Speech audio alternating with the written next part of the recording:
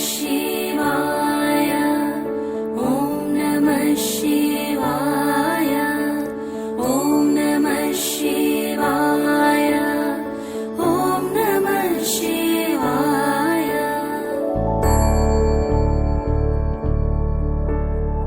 ஞானம் பெறுவதும் சித்தம் நிறைவதும் அண்ணாமலை